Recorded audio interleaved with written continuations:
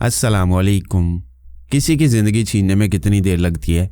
एक उंगली को ज़रा सा ट्रैगर पर दबाया और ठाएं की आवाज़ के साथ ज़िंदगी हमेशा के लिए रुखसत हो जाती है। मेरे सामने खड़ा हुआ इमोन जोना भी यही कर सकता था। मैं उसके रिवॉल्वर के निशाने पर था, उसकी उंगली ट्रैगर पर थी। वो ट्रैगर दबा के चश्मे ज़दन में मेरा काम तमाम कर सकता था, लेकिन वो ऐसा नहीं कर रहा था। ज़िंदगी की बाजी जीतने के लिए एक ज़बरदस्त चाल चलनी पड़ती है और उस चाल को हार जीत के आखिरी मरहले तक छुपा कर रखना लाजमी होता है। मैंने इब्तदा से ये बात छुपाई थी और सभी को ये यकीन दिलाया था कि मैं रूसी ज़ुबान नहीं जानता हूँ।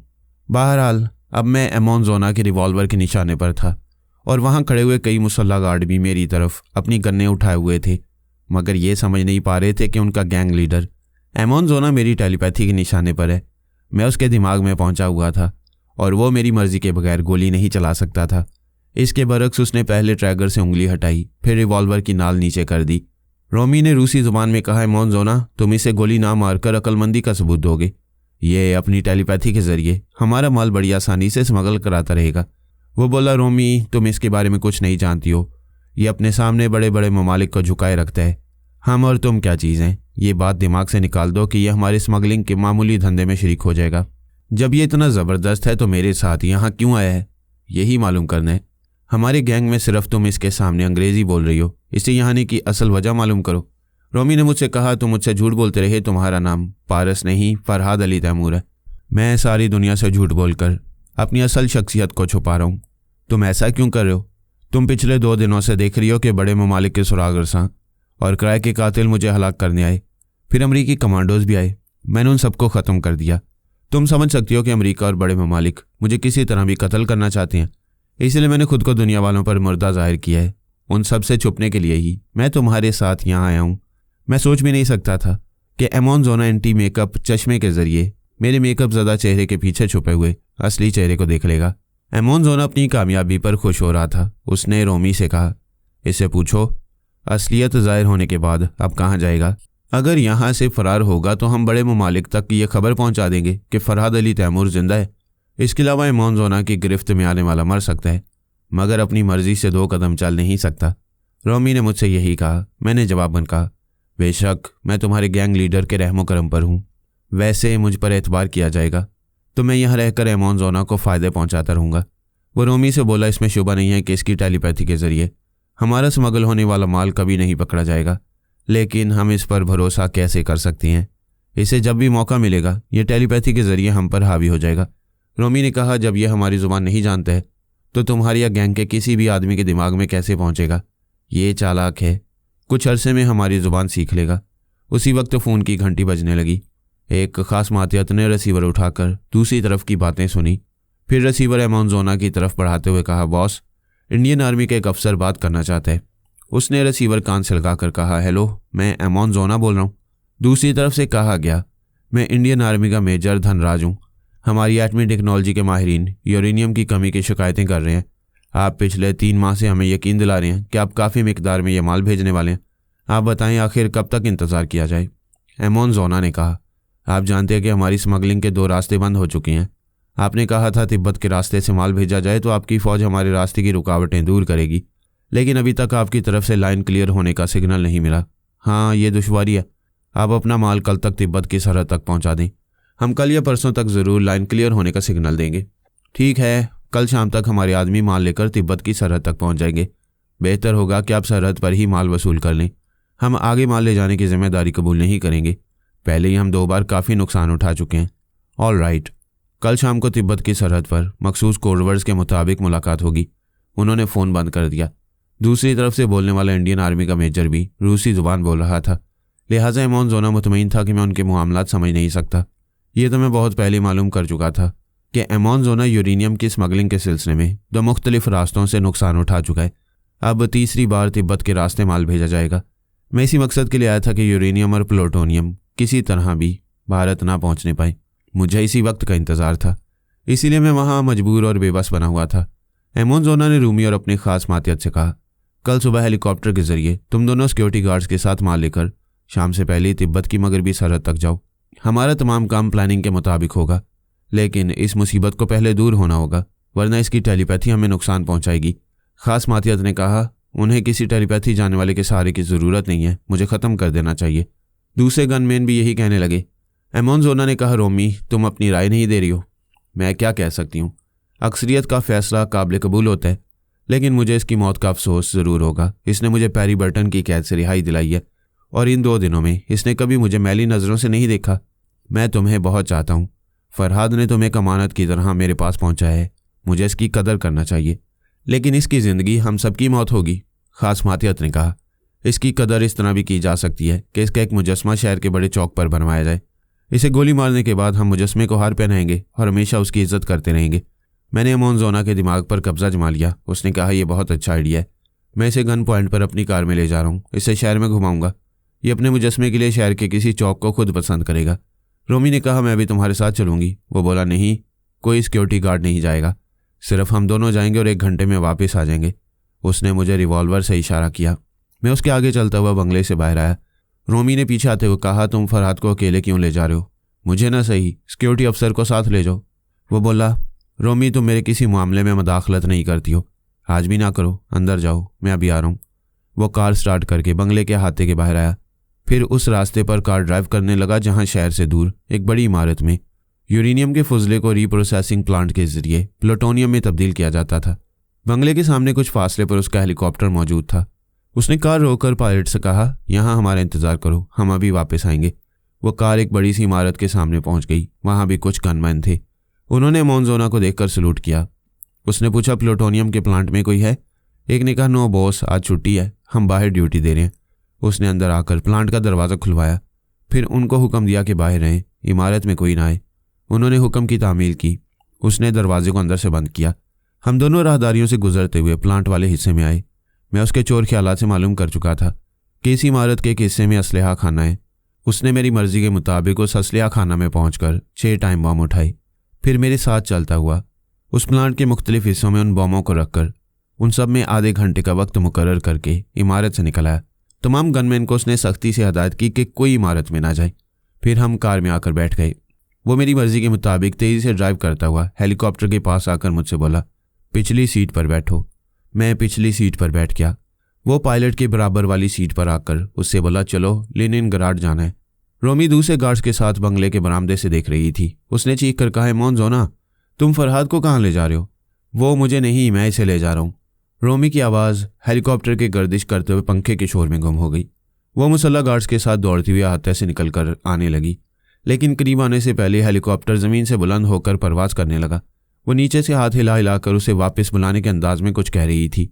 एमोनजोना ने पायलट से पूछा, तुम्हारा पिस्तौल कहाँ है, मुझे दो। पायलट ने अपने लिबास से अपना हथियार निकालकर उसे दिया। उसने अपना रिवॉल्वर और पिस्तौल पिछली सीट की तरफ किया। मैंने दोनों हथियार लेकर एमोनजोना के दिमाग को आज़ाद छोड़ दिया। उसने चौंक कर खुद को हेलीकॉप्टर में देखकर पूछा, मैं यहाँ कैसे आ गया? उसने पायलट से पूछा, तुम मुझे कहाँ ले जा रहे हो? मैंने पिछली सीट से कहा, ये नहीं, मैं ले जा रहा हूँ। उसने घबराकर पीछे घूमकर देखा। मेरे हाथ में उसका रिवॉल्वर और दूसरे हाथ में पायलट का पिस्तौल था। उसने चीख कर कहा, नहीं, इसे नीचे उतारो। पायलट ने मेरी मर्जी के मुताबिक कहा, मैं फरहाद बोल रहा हूँ, पहले सर झुकाकर अपने रीप्रोसेसिंग प्लांट का मंजर देखो। एमोनजोना ने नीचे देखा। बहुत बुलंदी से बंगले के बाहर रूमी और कई गनमैन नजर आ रहे थे। वो रीप्रोसेसिंग प्लांट उनसे तकरीबन 1 किलोमीटर दूर था। अचानक वहाँ धमाके होने लगे। बर्फीली ज़मीन की तह से आग के गोले बुलंद होने लगे। रोमी और गनमैन वगैरह दूर थे, फिर भी दहशत ज़दा होकर भागने लगे।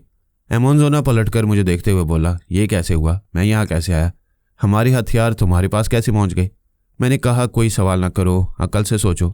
भारत पहुंचाने के लिए अब इस इलाके में एक चुटकी यूरेनियम और प्लूटोनियम नहीं रहा। नीचे अपनी महबूबा को देखो, आखिरी बार दूर ही से देख सकोगे। रोमी सर उठाए हेलीकॉप्टर को देख रही थी। मैंने रूमी ज़ुबान में कहा, हेलो रोमी, मैं रूसी ज़ुबान बोल रहा हूँ। ये एक अहम बात मैंने छुपाई थी। एमोनजोना की खास मातियत से कहो, शहर के किसी चौक में अपने बॉस का मुजस्मा बनवाए। वो बोली, फरहाद प्लीज़ मेरे एमोनजोना को वापस ले आओ। मैंने तुम्हें अमानत के तौर पर जिंदा एमोनजोना के पास पहुंचाया, मगर अफसोस ये दूसरी अमानत तुम्हारे पास जिंदा नहीं पहुंचेगी। मैंने एमोनजोना की कनपट्टी पर गोली मारी। पायलट के दिमाग पर कब्जा जमाया तो उसने मुर्दा बॉस को एक लात मारी। वो हेलीकॉप्टर से बाहर बुलंदी से नीचे जाते हुए रोमी के करीब गिर पड़ा। अब रोमी को मातम करते हुए देखना ज़रूरी नहीं था। पायलट मेरी मर्जी के मुताबिक हेलीकॉप्टर को वहाँ से ले जाने लगा। पोरस और अमरीकी अकाबरीन के दरमियान कोलंबिया के बारे में अपने अपने मुफादात हासिल करने और एक दूसरे के मुफादात को तहफ़्फ़ुज़ देने के सिलसिले में होने वाला इजलास महेश और महाराज की आमद से इल्तवा में पड़ गया। पोरस और उसके टेलीपैथी जानने वाले जलाल पाशा, नासर और सना कभी सोच भी नहीं सकते थे कि उनके खुफिया मामले में वो बाप बेटे मुदाखलत करेंगे। उनका खुफिया मामला ये था कि वो कोलंबिया जैसे जुराइम से भरपूर मुल्क में रहेंगे, वहाँ के गॉडफादर कार्सेलो को अपना ताबेदार बनाकर निहायत खुफिया तौर से किसी अंडरग्राउंड लेबॉर्ट्री में तजुर्बेकार डॉक्टरों से गैर मामूली दवाएं तैयार कराएंगे। सना ने पारस की तरफ से चैलेंज किया था कि पहले की तरह पोरस इस बार भी अपने ही हासिल करदा नुस्खों के जरिए दवाएं तैयार नहीं कर सकेगा। अगर कर भी लेगा तो पारस उसकी तैयारशुदा दवाएं पहले की तरह चुरा कर ले जाएगा। पोरस ने कहा था कि बार बार उसके मुंह से लुकमा छीन कर ले जाना खेल नहीं है, इस बार वो दवाएं नहीं छीन सकता।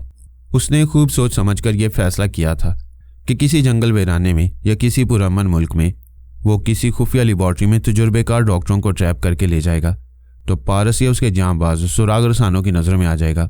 पहले भी ऐसा हो चुका था, लेकिन अब ऐसा नहीं होना चाहिए। कोलंबिया के दारुल हुकूमत बोगोटा में जुराइम पेशा अफराद की बहुतात थी। वो सब ड्रग माफिया के गॉडफादर कार्सेलो के मातहत थे। वहाँ दिन रात कत्लो गारत करी, डकैती, अगवा वगैरह की वारदातें होती थीं। पुलिस और इंतजामिया अपनी और बाल बच्चों की सलामती के लिए कुछ इनाम पाने के लिए गॉडफादर कार्सेलो के लिए दर पर्दा काम करते थे। वहाँ पोरस बहरूप में रहेगा। उसके ख्याल ख्वानी करने वाले टेलीपैथी के जरिए पोरस के अंदर रहा करेंगे।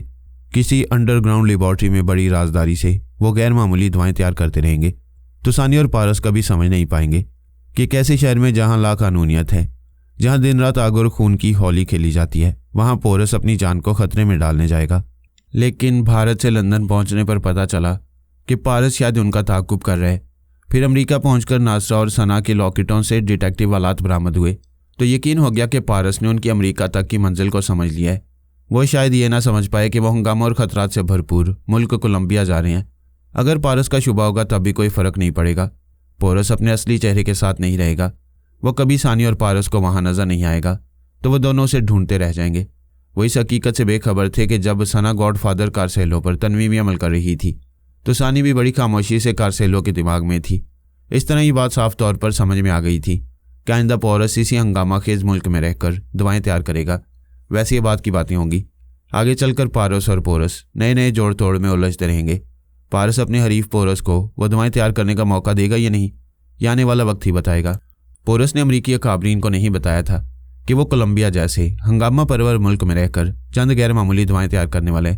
इस मुल्क में अमेरिका की सियासी गिरफ्त कमज़ोर होती जा रही थी, इसलिए अमरीकी हुक्काम पोरस से मामला तय कर रहे थे कि पोरस वहाँ के गॉडफादर कार्सेलो को ताबेदार बनाकर अमरीकी मुफादात का तहफ़्फ़ुज़ करेगा और अमरीकी हुक्काम वहाँ पोरस की मौजूदगी पर एतराज़ात नहीं करेंगे बल्कि उसे ज़रूरी सहूलतें पहुँचाएंगे। एक इजलास में वो ऐसे मामला तय कर रहे थे तभी वो बाप बेटे महेश और महाराज ख्याल ख्वानी के जरिए वहाँ पहुँच गए। पहले तो वो दोनों इजलास के हाज़रीन को इस बात पर उलझाते रहे कि जो पहले बाप था वो बेटा बन गया और जो पहले बेटा था बाप बन गया, यानी महेश बाप बन गया था और महाराज उसका बेटा। पोरस ने शुबा जाहिर किया। उसे यकीन नहीं आया कि महेश ख्याल ख्वानी के जरिए वहाँ पहुँचा हुआ है, क्योंकि वो टेलीपैथी नहीं जानता था। महेश ने कहा था कि उसे नीलमा ने आत्मा शक्ति के जरिए ये इल्म सिखाया है। अब उसे जो इल्म हासिल हो चुका है वो पोरस के यकीन करने या ना करने से ख़त्म नहीं होगा। उस वक्त अमरीकी अकाबरीन को दोगली सियासी चालें चलने का मौका मिल गया। पहले टेलीपैथी के सिलसिले में उन पर पोरस की धौंस थी, क्योंकि महाराज और अल्पा के मुकाबले में अमेरिका को पोरस के 3 टेलीपैथी जानने वाले मिल रहे थे। फिर इस इजलास में महेश और महाराज जैसे 2 टेलीपैथी जानने वालों की हमायत हासिल करने का मौका मिल गया। पोरस खूब समझता था कि अमरीकी हुक्काम को दूसरी तरफ से भी टेलीपैथी की कुव्वत हासिल होगी तो पोरस और उसके टेलीपैथी जानने वालों की कोई धौंस इन अमरीकी हुक्काम पर नहीं रहेगी। आखिर महेश ने पोरस के दिमाग में आकर राजदारी से कहा, मैं महेश बोल रहा हूँ, हमें अमरीकी अकाबरीन से पहले बातें करने दें। आपके टेलीपैथी जानने वाले 10 मिनट बाद महाराज के दिमाग में आ जाएं और खामोशी से सुनते रहें कि वहाँ क्या मामला तय होती हैं। पोरस ने खुश होते हुए कहा, मिस्टर महेश, आपने तो दिल खुश कर दिया। ठीक है, मैं अभी थोड़ी बहस करके इन फौजी अफसरान की बात मान लेता हूँ। इस तरह पोरस के साथ होने वाला इजलास मुलतवी हो गया। एक दूसरा खुफिया इजलास इस तरह हुआ कि एक बंद कमरे में 6 ऐसे फौजी आला अफसरान आए जो योगा के माहिर थे। कोई टेलीपैथी जानने वाला उनके दिमागों में नहीं आ सकता था। महेश से कहा गया कि वो आर्मी के बेशुमार अफसरान में से किसी एक के दिमाग में जाकर उसे आलाकार बनाए।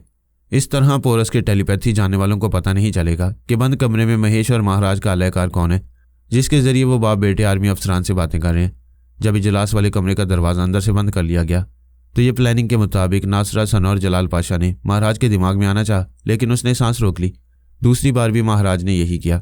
एक आला अफसर ने कहा, मिस्टर महेश, पहले हम 2 उलझनें दूर करना चाहते हैं। एक तो ये कि आप अचानक कैसे ख्याल ख्वानी करने लगे हैं। दूसरी ये मज़का खेज बात समझ में नहीं आई कि आप अपने बाप के बाप कैसे बन गए और महाराज ने खुद को आपका बेटा कैसे तस्लीम किया है। महाराज ने बेहिसाब गुनाह किए हैं। कितने ख्याल ख्वानी करने वालों को दोस्ती का यकीन दिलाकर उनसे दुश्मनी की।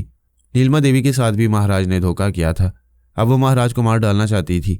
मैंने देवी के सामने हाथ जोड़कर गिड़गिड़ा कर रहम की भीख मांगी। उनसे कहा, मेरा एक ही बाप है, ये तड़प तड़प कर जान देगा तो मैं दुनिया में तन्हा रह जाऊंगा। किसी दूसरे को बाप कहूंगा तो माँ की तौहीन होगी। अगर आप इसे माफ़ कर देंगी तो मैं जब तक जिंदा रहूंगा अपने बाप की गलतियों की तलाफी करता रहूंगा और आपका सेवक बनकर रहूंगा। एक अफसर ने पूछा, अगर तुम नीलमा के ताबेदार और वफादार बनकर रहोगे तो हमेशा हमारा साथ नहीं दोगे। वो तुम्हें हमसे दुश्मनी करने का हुक्म देगी तो तुम हमारे भी दुश्मन बन जाओगे। महेश ने कहा, आप लोग नीलमा देवी की लाइफ हिस्ट्री से पूरी तरह वाकफियत रखते हैं। ये जानते हैं कि वो पहले बहुत माँ शक्तिमान थी। जब पोरस से दुश्मनी की इब्तदा हुई और पोरस उनके लिए खतरा बन गया तो नीलमा देवी ने आत्मशक्ति से जिस्म तब्दील कर लिया। इसके बाद यह सिलसिला जारी रहा। पोरस की दुश्मनी के बायस वो बार बार एक कंवारी लड़की के जिस्म से निकलकर दूसरी के जिस्मों में जाने लगी। बार बार जिस्म बदलने के बायस आत्मशक्ति कमज़ोर हो गई, जिसके नतीजे में देवी जी को गोशा नशीनी इख्तियार करके फिर से आत्मशक्ति हासिल करने के लिए ध्यान ज्ञान में मसरूफ़ रहना पड़ा। इसलिए वो इतने अरसे तक टेलीपैथी की दुनिया से दूर रहीं। एक अफसर ने पूछा, आपसे कैसे रब्ता हुआ? क्या वो गोशा नशीनी से बाहर निकल आई हैं? बात यह है कि वो अपने पोते की गुमशुदगी से बहुत परेशान है। उसे ढूंढ निकालने की दिन रात कोशिशें करती हैं। उसे तलाश करने के लिए दुनिया के एक सिरे से दूसरे सिरे तक भटकती रहती हैं। इस तरह जो आत्मशक्ति हासिल करती हैं उसे ज़ाया करती रहती हैं। आपने गोशा नशीनी से निकलने की बात की है तो अब उनकी समझ में ये बात आई है कि उन्हें किसी एक ही गोशे में रहकर अपनी शक्ति किसी दूसरे को देकर अपने पोते की तलाश जारी रखनी चाहिए। वो ज़रा तवक्कुफ से बोला, आप देवी जी की आत्मा किसी जवान लड़की के जिस्म में नहीं है। अगर आत्मशक्ति हासिल करती रहेंगी तो एक नया जिस्म हासिल कर सकेंगी, लेकिन ख्याल ख्वानी करती रहेंगी तो आत्मशक्ति ख्याल ख्वानी में ज़ाया होती रहेगी। ऐसी सूरत में एक रास्ता उनके सामने रहा कि वो टेलीपैथी की शक्ति किसी भरोसे वाले को देकर सिर्फ जवान जिस्म हासिल करने वाली शक्ति के लिए ज्ञान ध्यान में रहा करें। वो जवान जिस्म हासिल करने के बाद इतनी शक्तिमान हो जाएंगी कि फिर ज्ञान ध्यान के जरिए मुझसे टेलीपैथी की सलाहियत छीन लेंगी। एक अफसर ने कहा, यह दुनिया हर लम्हे साइंसी तरक्की कर रही है। अब आत्मा रूहानियत वाली बातें मज़का खेज लगती हैं, लेकिन माजी में हमने नीलमा की आत्मा शक्ति भी देखी है और बाबा साहब के दायरे में जनाब तबरेज़ी और आमना फरहाद की रूहानी कुव्वतों को भी देखा है। ये ऐसे हवाले हैं जिनसे तुम्हारी बात पर शुबा नहीं किया जा सकता। दूसरे अफसर ने कहा, तुमने नीलमा देवी से वादा किया है कि अपने बाप की गलतियों की तलाफ़ी करते रहोगे। ये वजाहत कर दो कि कैसे तलाफ़ी करोगे। ये महाराज जब तक मेरा बाप रहा अपनी मनमानी करता रहा। अब मैं बाप बनकर इसे लगाम दे रहा हूँ। इसने जिन लोगों को धोखा दिया है मैं उन्हें फ़ायदे पहुँचाकर तलाफ़ी करूँगा। मसलन इसने एक डमी महेश आपके पास भेजकर आपको धोखा दिया। जब उसे किसी ने गोली मार दी तो इसने आप लोगों पर उसके कत्ल का इल्ज़ाम लगाया और इंतकाम लेने के लिए उन कमांडोज़ को मौत के घाट उतार दिया जो पारस को हलाक करने जा रहे थे। आप बिल्कुल दुरुस्त कह रहे हैं। ये बात समझ में आ रही है कि महाराज के ज़रिए हमें जो नुकसानात पहुँचे हैं आप उसकी तलाफ़ी करेंगे। इसी तरह हमसे दोस्ती भी निभाएंगे और हमारा एतमाद भी हासिल करेंगे। लेकिन महाराज ने पोरस और पारस को भी नुकसान पहुँचाया है, एल्पा से भी दुश्मनी की है। फिर तो आप उनके नुकसानात भी पूरे करके उन्हें दोस्त बनाएंगे। महेश ने कहा, मैं इस मामले में कुछ उलझा हुआ हूँ, लेकिन फिर सोचता हूँ कि पोरस ने नीलमा देवी जी को सबसे ज़्यादा परेशान किया है। पारस और एल्पा से भी छोटी बड़ी दुश्मनी होती रही है। हर पूर्णमासी की रात को देवी जी गोशा नशीनी और ज्ञान ध्यान से बाहर आती हैं। मैं उस वक्त उनके पास जाकर पोरस, पारस और एल्पा के सिलसिले में मशवरे करूँगा। सिर्फ अमेरिका के बारे में मुतमईन हूँ। आपकी हुकूमत ने नीलमा देवी और उनके पोते के लिए यहाँ एक बहुत बड़ा आश्रम बनवाया था और इब्तदाई से वो दोनों टेलीपैथी के जरिए आपके काम आते रहे थे। आप खुद मेरी बातों की सच्चाई को समझ सकते हैं। बेशक हमने उनके पोते की मौत पर भी शमशान घाट में हाजिरी दी थी और वो दोनों हमेशा हमारे अच्छे और सच्चे दोस्त बनकर रहे थे। हम यकीन कर सकते हैं कि नीलमा देवी ने हमारी ही भलाई के लिए आपको ये टेलीपैथी का इल्म दिया है। बेशक देवी जी ने पारस और पोरस की खराबियां बयान करके कहा था कि मैं ये इल्म हासिल करने के बाद आप लोगों का एतमाद हासिल करूं। अगर आप मेरी बातों का यकीन ना करें तो मैं उनके अहकामात की तामील करके अपने अमल से आपका एतमाद हासिल करूं। वाकई नीलमा देवी ऐसी ही थी, अपने अमल से दोस्ती का सबूत दिया करती थी। आप भी यही करेंगे तो हम आप पर अंधा एतमाद करने लगेंगे। मैं यहाँ तन्हाई में एक बात कहने आया हूँ कि अपनी खिदमत गुजारी के सिलसिले में कोई शर्त पेश नहीं करूँगा। सिर्फ आपका हुक्म सुनूंगा और तामील करता रहूँगा। लेकिन एक बात है। हाँ बोलें। मैं इस मैदान में नया हूँ। अगर कभी मुझसे कोई गलती हो जाए तो आप उस गलती को दुरुस्त करें और मुझे गाइड करते रहें कि किस मामले में कैसी हिकमत अमली इख्तियार करना चाहिए। आप इस सिलसिले में मुतमईन रहें। हम ऐसा लाइन ऑफ एक्शन बनाएंगे कि आपसे कभी गलती नहीं होगी। अगर होगी तो उसकी जिम्मेदारी हम पर होगी।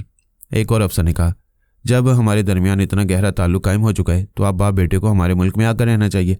महेश ने कहा, आपकी बात हमारे लिए हुक्म का दर्जा रखती है।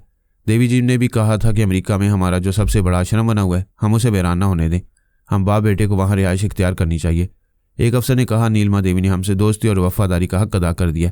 आप बाप बेटे की आमद से हमें इतनी कुव्वत हासिल हो रही है, जैसे आप उस आश्रम को बाबा साहब के इदारे से भी ज़्यादा मजबूत इदारा बनाएंगे। एक बात और है, जब इजलास में इस बात पर बहस हो रही थी कि अमरीकी काबरीन पहले हमसे तन्हाई में बात करेंगे या पोरस के टेलीपैथी जानने वालों से, तो मैंने इस बहस को ख़त्म करने के लिए पोरस के दिमाग में जाकर कहा कि पहले मुझे अमरीकी काबरीन से बातें करने दो। जब मुज़ाकरात के कमरे का दरवाज़ा बंद होगा तो तुम अपने तीनों टेलीपैथी जानने वालों को महाराज के दिमाग में भेज देना। इसलिए पोरस ने राजी होकर पहले हम बाप बेटे को आप लोगों से गुफ्तगू करने का मौका दिया। महाराज ने हंसते हुए कहा, यह महेश मेरा बाप बनने के बाद मुझसे ज़्यादा चालाक हो गया है। इस कमरे का दरवाज़ा बंद होते ही वो तीनों हमारे दिमागों में कई बार आने की कोशिश करते रहे और नाकाम होते रहे। महेश ने कहा, पोरस जहाँ भी होगा मेरे फ्रेब पर कुड़ रहा होगा, लेकिन मैं खुश हूँ कि उसने मेरी देवी को जिस तरह परेशान किया है उसका पहला इंतकाम मैंने ले लिया है। ऐसा करना इसलिए भी ज़रूरी था कि पहले आपको देवी जी के हवाले से हम पर एतमाद हासिल हो जाए, आप टेलीपैथी के हवाले से खुद को मजबूत समझें और आइंदा पोरस के दबाव में आकर उसकी नाजायज़ शराइत तस्लीम ना करें। महेश, तुमने दानिशमंदी का सबूत दिया है। अब भी दुश्मनों को ये मालूम नहीं होना चाहिए कि नीलमा देवी के हवाले से हमारे गहरे मुरासिम हैं। अब भी हम यही जाहिर करेंगे कि तुमसे दोस्ताना मामला तय हो रहे हैं, मगर तुम कोई फ्रॉड लग रहे हो, इसलिए हम अभी तुम्हें आजमाएंगे। फिर वो अफसरान लातीनी अमेरिका के सियासी हालात बताते हुए कोलंबिया का जिक्र करने लगे। उन्होंने बताया कि पोरस वहाँ किसी खास मकसद के लिए जा रहा है। वहाँ की हुकूमत पर ड्रग माफिया का गॉडफादर कार्सेलो छाया हुआ है। पोरस के टेलीपैथी जानने वालों ने कार्सेलो को तनवीमी अमल के जरिए अपना मामूल और ताबेदार बना लिया। दूसरे लफ्ज़ों में, अब वहाँ पोरस की हुक्मरानी होगी और वह अमरीकी मुफादात को नुकसान पहुँचाता रहेगा।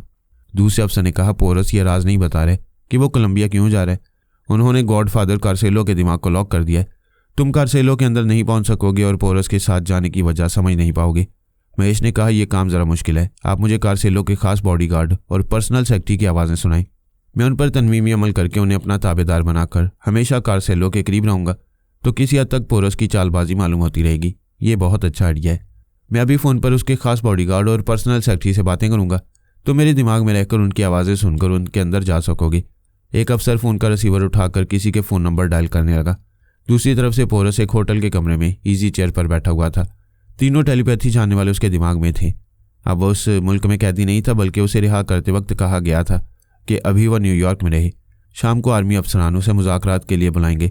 एक अंदाजे के मुताबिक वह मुज़ाकरात 3 घंटे बाद होने वाले थे। फिलहाल नासरा, सना और जलाल पाशा को महेश के फ्रॉड पर गुस्सा आ रहा था।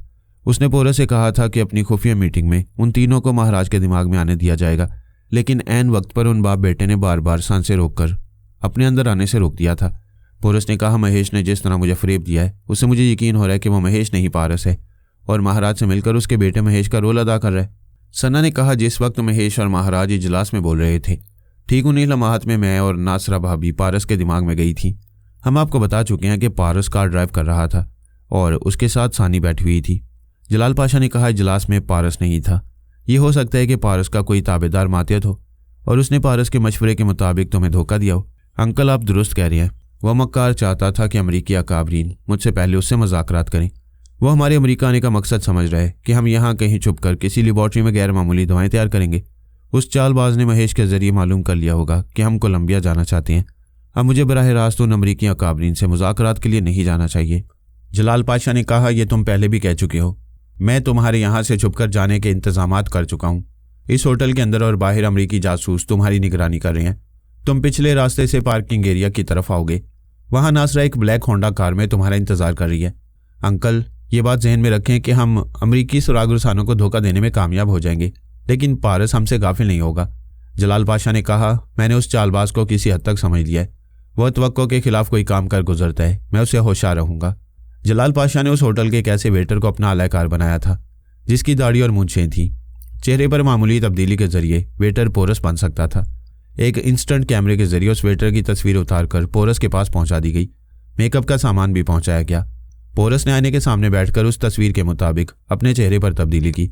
इसी तरह दाढ़ी मूंछें लगाईं। होटल का वो वेटर ऑर्डर के मुताबिक चाय की एक ट्रे उसके कमरे में लाया। तब जलाल पाशा ने उसके दिमाग पर कब्जा जमाया। उस वेटर ने होटल की वर्दी उतारकर पोरस को दी और उसके कपड़े खुद पहन लिए। सिर्फ 15 मिनट के अंदर वो एक वेटर बनकर कमरे से निकला, लिफ्ट के जरिए नीचे आया, फिर किचन की तरफ जाते जाते रास्ता बदलकर दूसरे रास्ते से पार्किंग एरिया में आया। वहां नासरा ब्लैक होंडा में उसका इंतजार कर रही थी। उसे देखते ही अपने साथ वाला दरवाज़ा खोल दिया। एक सुरागरसा ने चौंक कर एक कीमती होंडा कार में एक बैरे को जाते देखा तो अपनी मोटरसाइकिल की तरफ जाते हुए जेब से मोबाइल फ़ोन निकालकर नंबर मिलाने लगा। उसी पार्किंग एरिया में सना दूसरी कार में बैठी अमरीकी सुरागरसानों को पहचानने की कोशिश में हर एक को तवज्जो से देख रही थी। उसने एक शख्स को देखा। वो नासरा और पोरस की कार को चौंक कर देखने के बाद तेजी से अपनी मोटरसाइकिल की तरफ बढ़ रहा था। जेब से मोबाइल फ़ोन निकाल रहा था। अचानक सना ने अपनी कार का दरवाज़ा खोला तो वो आगे बढ़ने वाला सुरागरसा कार के दरवाजे से टकराकर गिरते गिरते संभल गया। सना ने बड़ी माजरत से कहा, सॉरी, मैंने देखे बगैर दरवाज़ा खोला है। वो बोला, इट्स ऑल राइट, कोई बात नहीं। सना दरवाज़ा बंद करते हुए उसके दिमाग में पहुंच गई। सुरागरसा ने पूरी तरह नंबर पंच नहीं किए थे। उसने बाकी नंबर गलत मिलाए। पता चला रॉन्ग नंबर है। वह दूसरी बार नंबर मिलाकर अपने साथी सुरागरसानों को ब्लैक होंडा की नंबर प्लेट वगैरह बताना चाहता था। सना वहां से कार ड्राइव करते हुए और उस सुरागरसा के दिमाग को भटकाते हुए होटल के हाथे से बाहर जाने लगी। फिर उसने नासरा से कहा, अपनी गाड़ी रोक दो, मैं आ रही हूँ। कुछ दूर जाकर ब्लैक होंडा नजर आई। सना ने अपनी कार रोकी।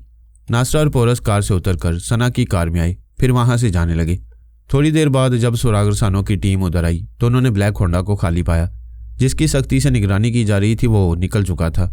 जलाल पाशा ने आर्मी के काला अफसर से कहा, पोरस ने कहा है मजीद मुज़ाकरात ज़रूरी नहीं है, हम कोलंबिया जा रहे हैं। आइंदा पोरस की निगरानी के लिए जितने जासूस लगाए जाएंगे वो मुर्दा पाए जाएंगे। बेहतर है अपने काबिल सुरागरसानों की सलामती चाहो। आला अफसर ने कहा, मुज़ाकरात ना सही लेकिन हम एक दूसरे से थोड़ी सी गुफ्तगू कर सकते हैं। गुफ्तगू मुझसे ही होगी, मैं पोरस का नुमाइंदा हूँ। क्या कहना चाहते हो? सबसे अहम और बुनियादी बात यह अर्ज़ करना चाहूँगा कि हम किसी भी टेलीपैथी जाने वाले को नाराज़ नहीं करना चाहते। आप खुद गवाए हैं, हम महेश और महाराज से पहले पोरस से मुज़ाकरात कर रहे थे। खुद पोरस ने हमसे कहा कि पहले हम महेश से तन्हाई में बातें कर सकते हैं। हमें खुद इजाज़त देने के बाद क्या पोरस की नाराज़गी जायज़ है? बात नाराज़गी की नहीं है। जिस तरह एक न्याम में दो तलवारें नहीं रह सकती, उसी तरह एक मुल्क में दो टेलीपैथी जाने वाली टीमें नहीं रहेंगी। तुम महेश और महाराज से दोस्ती करो, हम कोलंबिया में रहकर दोस्ती का तमाशा देखेंगे। तुम समझते हो हम महेश और महाराज को कोलंबिया में तुम्हारे खिलाफ इस्तेमाल करेंगे और पोरस के किसी मंसूबे को नुकसान पहुंचाएंगे तो तुम हमें गलत समझ रहे हो। हम तो इब्तदा से कह रहे हैं कि पोरस कोलंबिया में हमारे सियासी मफादात का तहफ़्फ़ुज़ करे। हम वहाँ पोरस के लिए ज़रूरी सहूलतें मुहैया करते रहेंगे। एक दूसरे से ताउन करने के लिए तुम्हारे लिए महेश काफ़ी है। बहुत जल्द तुम लोगों पर यह राज खुलेगा कि महेश के पीछे पारस तुम लोगों को उल्लू बना रहे। अब तक की मालूमात के मुताबिक पारस करगान में है। ये क्यों भूलते हो कि उसका टेलीपैथी जाने वाला करगान से पलक झपकते ही अमेरिका पहुंच सकता है। तुम्हारी इत्तला के लिए अर्ज़ है कि असल पारस अपनी सानी के साथ यहीं न्यूयॉर्क में है। हम उसके दिमाग में जाकर उसे शहर के एक शाहराह पर कार ड्राइव करते देख चुके हैं। ये हम समझ सकते हैं कि पोरस यहाँ है तो पारस भी लाजमी होगा। दोनों एक दूसरे की जिद हैं। धूप होगी तो साया भी होगा, आग होगी तो पानी भी होगा। हम नहीं चाहते कि हमारे मुल्क में कोई आग लगाए और कोई पानी बनकर उसे बुझाए। इससे पहले ही दोनों को ठंडा रखना हम सबका फ़र्ज़ है। मैं पोरस की तरफ से यकीन दिलाता हूँ कि यहाँ हमसे किसी को नुकसान नहीं पहुँचेगा। बेहतर है आप पारस को समझाएं, वो यहाँ से चला जाए। वो ख्वामख्वाह हमारे ताक़ुब में आए। पारस इस शहर में है, किस बैरूप में है ये हम नहीं जानते। पहले नहीं जान सकते थे, अब उसका सुराग लगाना आपके लिए आसान है क्योंकि महेश और महाराज आपके टेलीपैथी जानने वाले हैं। वो पारस के दिमाग तक पहुँच सकते हैं। मेरा ख्याल है अब आपके पास कहने के लिए कोई बात नहीं रही है, मुझे जाना चाहिए। जलाल पाशा ने उसके दिमाग से वापस आकर पोरस को उससे होने वाली बातें बताईं। वो चाइना टाउन के एक अपार्टमेंट में आ गए थे। पोरस ने कहा, अंकल आपने अच्छे अंदाज में गुफ्तगू की है। आइंदा भी संगीन मामलात में आप ही मेरी तरफ से गुफ्तगू किया करेंगे। अब हमें मौजूदा हालात के मुताबिक कदम उठाना है। सना ने कहा, भाईजान पारस ने चैलेंज किया था कि वो आपको गैर मामूली दवाएं बनाने नहीं देगा, इसीलिए वो कमबख्त यहाँ आ पहुँचा है। हमने उसके दिए हुए नेकलेस अपने पास रखकर बहुत बड़ी गलती की है। कोई गलती हो जाए तो मैं उस गलती से भी कामयाबी का कोई रास्ता निकाल लेता हूँ। पारस यहाँ तक आ चुका है तो हमारे पीछे कोलंबिया भी जाएगा। मैं ऐसी चालें चलूँगा कि वो वहाँ हमारे पीछे पीछे भागता रहेगा और अंकल हमसे दूर रहकर वो दवाएं तैयार कराते रहेंगे। बेटे मैं कितनी भी दूर रहूँ आखिर कोलंबिया में रहूँगा। वो शातिर किसी न किसी तरह मुझे भी ढूंढ निकालेगा। नहीं अंकल, मैं उसे खूब समझता हूँ। जब मैं नासरा और सना कोलंबिया में नजर आते रहेंगे या किसी हंगामे वगैरह में, उसे हमारी मौजूदगी का सबूत मिलता रहेगा और आप उससे ताल्लुक़ रखने वाले किसी फर्द या अमरीकी काबरीन और महेश से ख्याल ख्वानी के जरिए गुफ्तगू करते रहेंगे तो उसे पूरा यकीन हो जाएगा कि हमारी पूरी टीम कोलंबिया में है। दर हकीकत आप हमसे हज़ारों मील दूर एशिया के किसी मुल्क में दवाएं तैयार कराते रहेंगे। जलाल पाशा ने तायद में सर हिलाकर कहा, यह तुम्हारी ज़बरदस्त हिकमत अमली होगी। मैं हज़ारों मील दूर रहकर दवाएं तैयार करता रहूँगा और ख्याल ख्वानी के जरिए ज़रूरत के वक्त कोलंबिया में भी रहा करूँगा तो पारस यकीनन धोखा खाता रहेगा। वो बड़ी चालाकी से हमारा ताक़ुब करता हुआ है। अपनी चालबाजी अब उसे महंगी पड़ेगी। नासरा पोरस के साथ बैठी हुई थी। उसने अचानक दोनों हाथों से सर को थाम लिया। पोरस ने पूछा, क्या हुआ, सर में दर्द हो रहा है? नहीं, अभी मुझे पारस पर गुस्सा आ रहा था। मैं उसके दिमाग में जाना चाहती थी मगर ना जा सकी। मैं ख्याल ख्वानी की परवाज़ करना चाहती हूँ मगर नाकाम हो रही हूँ। कोई बात नहीं, तुम्हें इस तरह परेशान नहीं होना चाहिए। आज नहीं तो कल फिर ख्याल ख्वानी करने लगोगी। लेकिन मेरे साथ ऐसा क्यों होता है? तुम्हारे लिए खतरा महसूस करते ही तड़प कर बेख्तियार तुम्हारी सलामती के लिए टेलीपैथी का हथियार खुद ब खुद इस्तेमाल करने लगती हूँ। अब तुम्हें खतरे से बाहर देखकर मुतमईन होकर टेलीपैथी से महरूम हो गई हूँ। सना ने पूछा। भाभी, कई घंटों तक ये इल्म आपके पास रहा? क्या इस दौरान में कभी आपको गुजरे हुए दिनों की कोई बात याद आई या आपने याद करने की कोशिश की? नहीं, मेरे दिमाग में एक ही बात समाई रही कि किसी तरह भी पोरस को खतरे से निकालना है। मैं भी भाईजान के लिए बहुत परेशान थी, वरना आपके जहन को कुरीद कर आपकी पिछली ज़िंदगी के बारे में कुछ मालूम करती। जलाल पाशा ने कहा, आइंदा हम याद रखेंगे। जब कभी नासरा पोरस के लिए जुनून में आकर ख्याल ख्वानी करेगी तो हम नासरा के ख्यालात पढ़ेंगे। मेरा मशवरा है बेटी, तुम बेडरूम में जाकर आराम से लेट जाओ। पोरस उसका हाथ थामकर उसे एक बेडरूम की तरफ ले जाने लगा। जलाल पाशा ने कहा, पोरस, इसे बिस्तर पर लिटाकर तुम टॉयलेट के बहाने से दूर हो जाओ। अभी इसके सर में तकलीफ है, ये मुझे महसूस नहीं करेगी। मैं इसे गहरी नींद सुलाकर इसके गुमशुदा माजी के मुतालिक कुछ मालूम करूंगा। पोरस ने यही किया। बेडरूम में जाकर उसे कहा, तुम यहाँ लेट जाओ, मैं अभी टॉयलेट से आता हूँ। वो उसका हाथ थामकर बोली, जल्दी आओ, मैं दिमागी तौर पर थकन महसूस कर रही हूँ। पहली बार कई घंटों तक टेलीपैथी का इल्म तुम्हारे दिमाग में रहा, अचानक फिर इस इल्म से महरूम होकर कुछ कमजोरी महसूस कर रही हो। मैं अभी आता हूँ। वो उसी बेडरूम के अटैच्ड बाथरूम में जाने लगा। वो उसे प्यार से देखती रही। बाथरूम का दरवाज़ा बंद हुआ और वह नज़रों से ओझल हुआ तो आंखें बंद करके उसे तसव्वुर में देखने लगी। जलाल पाशा ने उसके अंदर आकर देखा। वह तसव्वुर में पोरस को देख रही थी। उसने तसव्वुराती पोरस के जरिए कहा, मैं बिल्कुल तुम्हारे पास हूँ। इसी तरह आंखें बंद रखो, मैं बंद आंखों के पीछे भी नजर आता रहूंगा। तुम आहिस्ता आहिस्ता सो रही हो। ये और अच्छी बात है, मैं तुम्हारे ख्वाब में आऊँगा। हाँ, तुम सो रही हो, नींद तुम पर गालिब आ रही है और यह नींद पोरस को तुम्हारे पास लाने वाली है। पाशा ने टेलीपैथी के जरिए उसके दिमाग को थपक कर सुला दिया। फिर उससे कहा, तुम गहरी नींद में हो और कोई ख्वाब नहीं देख रही हो, सिर्फ मेरी सोच की लहरों को महसूस कर रही हो। मैं तुम्हारा आमिल हूँ और तुम्हारे अंदर ख्याल ख्वानी की लहरों के जरिए बोल रहा हूँ। बोलो, क्या तुम मेरे सवालों के जवाब दोगी? नासरा की सोच की लहरों ने जवाब दिया, मैं सवालों के जवाब दूंगी। तुम्हारा नाम क्या है? इस सवाल पर वो उलझ गई। फिर बोली, नासरा। मैं तुम्हें हुक्म देता हूँ, अच्छी तरह सोचकर सही नाम बताओ। वो थोड़ी देर उलझन में रही, फिर बोली, मैं सोच रही हूँ, मुझे यही नाम याद आ रहा है। तुम्हारे माँ बाप का नाम क्या है? मुझे याद नहीं। सोचने की कोशिश करो, तुम छोटी सी बच्ची हो। तुम्हारे माँ बाप तुम्हें प्यार से आवाज़ें दे रहे हैं। सुनो, गौर से सुनो। वो आवाज़ें दे रहे हैं और तुम वो नाम सुनते सुनते एक बच्ची से जवान हो गई हो। हाँ, वो मुझे पुकार रहे हैं, नासरा कहकर पुकार रहे हैं। और सोचो, तुम माँ बाप के पास जाती हो और क्या करती हो? स्कूल जाती हो, कॉलेज जाती हो, किन रास्तों से गुजरती हो? वो जगह, वो शहर कैसा है? मैं दौड़ती जा रही हूँ, बच्ची हूँ, जवान हो गई हूँ, बहुत से लोगों की भीड़ है, सब देख रहे हैं, मैं भी देख रही हूँ। एक शख्स अपने हाथ में बड़ा सा सुरख रुमाल लिए एक बिफरे हुए सांड को हमला करने पर उकसा रहा है। फिर एक बार सांड ने उस शख्स को दोनों सींगों पर उठाकर फेंक दिया है। जलाल पाशा ने कहा, तुम बुल फाइटिंग की बातें कर रही हो? क्या तुम स्पेन की रहने वाली हो? उस मुल्क में सांड की लड़ाई एक कौमी खेल है। हाँ, मुझे याद आ रहा है, मैं वहाँ के शहर मैड्रिड में रहती थी। मैं तुम्हें हुक्म देता हूँ, इसी तरह याद करती रहो। याद करते रहने के दौरान में तुम्हें कहीं रुकना नहीं चाहिए। मैं कुछ भूल रही हूँ, कुछ याद आ रहा है। एक अय्याश दौलतमंद मेरी इज्जत से खेलना चाहता था। वो मुझे अगवा करके मेरे शहर से दूर एक छोटे से हवाई जहाज़ में या शायद हेलीकॉप्टर में कहीं दूर एक फॉर्म में ले गया था, फिर एक गोदाम में बंद कर दिया था। वो चुप हो गई। पाशा ने कहा, खामोश ना रहो, बातें बेतरतीबी से याद आएँ तब भी बोलती रहो। मुझे अच्छी तरह याद नहीं है वह मुझे गोदाम में बंद करके क्यों चला गया था। शायद फिर वापस आने वाला था। मैं अपनी इज्जत देने से पहले जान देना चाहती थी, फिर मैंने जान दे दी। जान देने के बाद कोई जिंदा नहीं रहता और तुम जिंदा हो। तुम अब तक सोचती आ रही हो, समझती आ रही हो। मैं हुक्म देता हूँ कि खुद को गोदाम में महसूस करो और सोचो तुम्हारे साथ क्या हुआ। क्या हुआ? मेरे साथ क्या हुआ? हाँ, मैंने जहर खा लिया था, उसके बाद शायद मैं मर गई थी। मरने की बात ना करो, तुम जिंदा हो। बताओ कैसे जिंदा हो? कैसे जिंदा हूँ मैं? कैसे जिंदा हूँ? जहर तो मार डालता है, मगर दिमाग जहरीला हो रहा था और यूं लग रहा था जैसे मेरे अंदर दूसरी जिंदगी आ रही है। हाँ, मैं मर रही थी और जिंदगी भी पा रही थी। मैं हुक्म देता हूँ, नाकाबिल यकीन बात ना करो, अच्छी तरह याद करो, जहर के बावजूद तुम्हें जिंदगी कैसे मिल रही थी? वो सोचने लगी। आग, इंसानी हड्डियों के ढांचे, एक चिता जल रही है, मंजर बदलता है, कहीं दूसरी चिता जल रही है। इंसान मर जाए तो उसे मिट्टी में दफन किया जाता है या उसकी चिता जलाई जाती है। ऐसा करने से जिस्म फना हो जाता है, रूह कभी फना नहीं होती। वो कोई आत्मा थी। हाँ, कोई आत्मा जहर से मुर्दा होने वाले मेरे जिस्म में जिंदगी डाल रही थी। मेरे मुर्दा जिस्म में रूह दाखिल हो रही थी। क्या तुम ये कहना चाहती हो कि तुम्हारे मुर्दा जिस्म में किसी की आत्मा दाखिल हो गई थी? तुम खुद को नासरा कहती हो, रब कहती हो। नासरा मर गई थी और कोई दूसरी आत्मा तुम्हारे अंदर आ गई थी? हाँ, ऐसे ही कुछ हुआ था। मैं महसूस कर रही थी कि मैं तड़प रही हूँ और मेरा दिमाग सोच रहा था कि मैं किस जहरीले जिस्म में आकर फंस गई हूँ। यहाँ से निकल कर कहाँ जाऊँ? नया जिस्म तलाश करने तक मेरी आत्मा शक्ति की मुद्दत ख़त्म हो जाएगी। तुम ये कहना चाहती हो कि तुम्हारे जिस्म में फैलने वाला जहर उस आत्मा को भी मुतासिर कर रहा था और वो तुम्हारे अंदर से निकल नहीं पा रही थी? शायद ऐसी ही कोई बात होगी। इसके बाद मैं गाफिल हो गई थी।